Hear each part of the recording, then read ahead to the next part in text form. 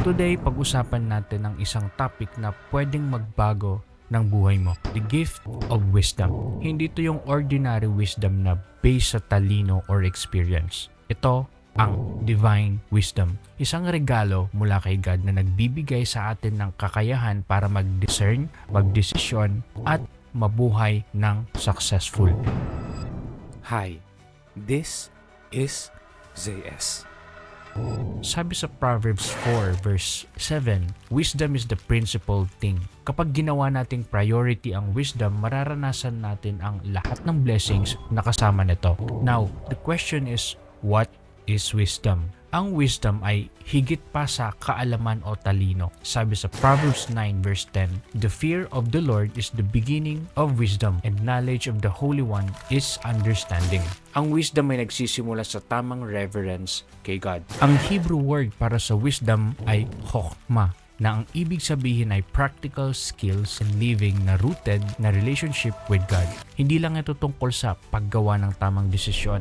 Ito ay tungkol sa pag-align ng buhay natin sa kalooban niya. Isipin mo ang wisdom bilang compass. Ang knowledge, kayang sabihin sa'yo kung asan ka, pero ang compass ang nagdadala sa'yo sa destination mo. Ganito rin ang divine wisdom. Kinagabayan tayo kahit nasa gitna tayo ng uncharted territory ng buhay natin. Sabi sa James 1 verse 5, if any of you lacks wisdom, you should ask God, who gives generously to all without finding fault, and it will be given to you.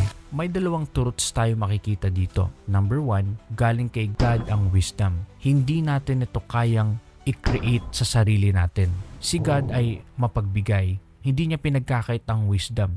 Ito ay binibigay sa sino man ang humingi nito. Ang Greek word na sunemi ay madalas gamitin sa New Testament para sa word na understanding. Ipinapakita nito ang supernatural insight na nagbibigay sa atin ng kakayahan na makita ang purpose ni God kahit na hindi malinaw ang situation.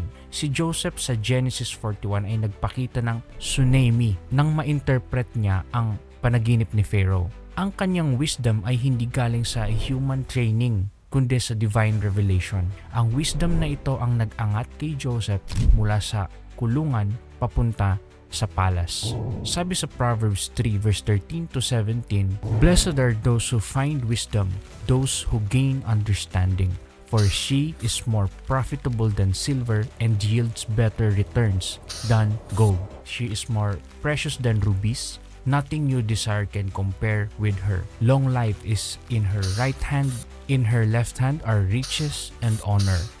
Her ways are pleasant ways, and all her paths are peace. Kapansin-pansin ang mga blessing na kasama ng wisdom, right? Long life, which is health. Ang wisdom ay nagtuturo sa mga desisyong nagdadala para sa ating well-being. Riches and honor. Binubuksan ng wisdom ang mga pintuan para sa provision and respect. Pleasantness and peace. Ang wisdom ay nagdadala ng buhay na walang unnecessary turmoil.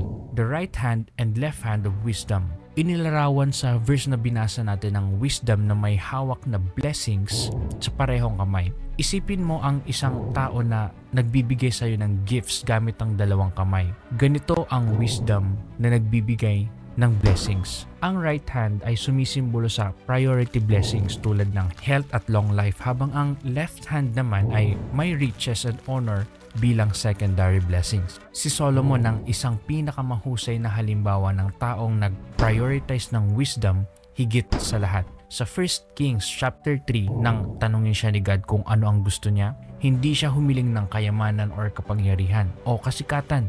Ang sabi niya, therefore, give to your servant an understanding heart to judge your people, that I may discern between good and evil. Ang sagot nito ay labis na ikinatuwa ni God, kaya binigay niya kay Solomon hindi lang ang wisdom kundi pati ang kayamanan, karangalan at mahabang buhay.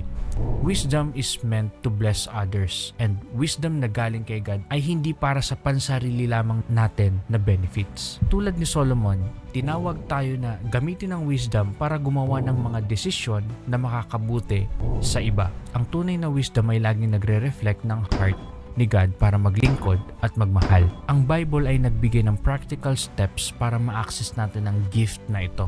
Number 1, ask for it in faith. Sabi sa James 1 verse 6, "But when you ask, you must believe and no doubt." Ang pagdududa ang pumipigil sa atin para matanggap ang gustong ibigay ni God para sa atin. Second, meditate on the Word.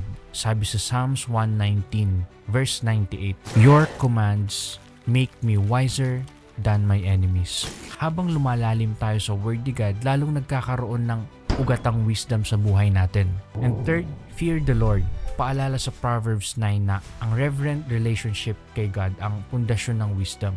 Ang ultimate source ng wisdom ay si Jesus. Sabi sa 1 Corinthians chapter 1 verse 30, "Christ Jesus, who has become for us wisdom from God, that is, our righteousness, holiness, and redemption."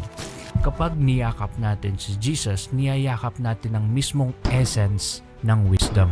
Ang kanyang buhay, mga turo at sacrifice ang nagpapakita kung paano gumagana ang wisdom. Siya ang perfect example ng buhay na naka-align sa kalooban ng Diyos. Sabi sa Proverbs 3 verse 18, ang wisdom ay nilarawan bilang tree of life sa mga humahawak nito. Pinakita nito na si Jesus ang ultimate tree of life. Kapag kumapit tayo sa Kanya, natatanggap natin ang fullness ng wisdom, blessing, at eternal life. Now, as we close, I want you to remember na ang wisdom ay hindi isang malayong regalo o imposibleng makamit. We are one prayer away. We are one earnest prayer away from it. Kasing lapit ng Word ni God na hawak mo at kasing accessible ng Holy Spirit na nasa loob mo. So, let us navigate this present moment ng may divine insights, malinaw na desisyon at paths of peace. Ito ang desire ni God para sa atin. Hihilingin mo ba ang gift of wisdom ngayon? So I pray for you. Heavenly Father, thank you for your promise to give wisdom generously. Today we ask for the gift of wisdom.